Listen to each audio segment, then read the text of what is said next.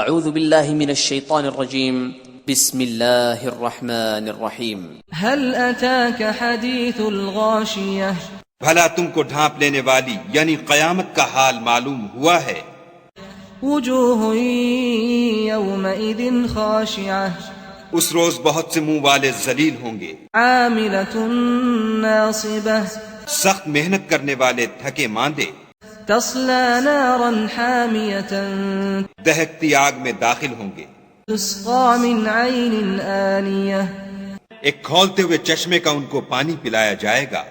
لیس لهم طعام الا من ضریع اور کھاردار جہاڑ کے سوا ان کے لیے کوئی کھانا نہیں ہوگا، لا يسمن ولا يغنی من جوع جو نہ فربہی لائے نہ بھوک میں کچھ کام آئے، وجوہ یومئذ ناعمۃ اور بہت سے منہ والے اس روز شادماں ہوں گے، لسعیها راضیۃ اپنے اعمال کی جزا سے خوش دل، فی جنت عالیہ بہشت بری میں، لا تسمع فیها لاغیۃ وہاں کسی طرح کی بکواس نہیں سنیں گے، فیها عین جاریہ اس میں چشمے بہ رہے ہوں گے، فیها سرر مرفوعۃ وہاں تخت ہوں گے اونچے بچھے ہوئے، وأكواب موضوعۃ اور آب خورے قرینے سے رکھے ہوئے، ونمارق مصفوفۃ اور گاؤ تکیے قطار کی قطار لگے ہوئے، وزرابی مبثوثہ اور نفیس مسندیں بچھی ہوئی، افلا ينظرون الى الابل كيف خلقت یہ لوگ اونٹوں کی طرف نہیں دیکھتے کہ کیسے عجیب پیدا کیے گئے ہیں، وإلى السماء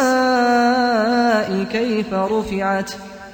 اور آسمان کی طرف کہ کیسا بلند کیا گیا ہے، وإلى الجبال كيف نصبت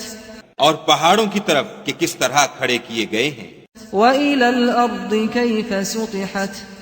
اور زمین کی طرف کہ کس طرح بچھائی گئی، فذكر انما انت مذكر تو تم نصیحت کرتے رہو کہ تم نصیحت کرنے والے ہی ہو، لست عليهم بمسيطر تم ان پر داروغہ نہیں ہو، الا من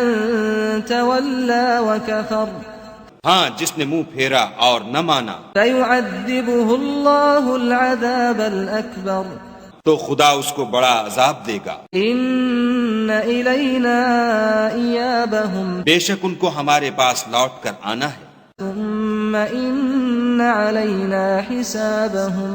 پھر ہم ہی کو ان سے حساب لینا ہے۔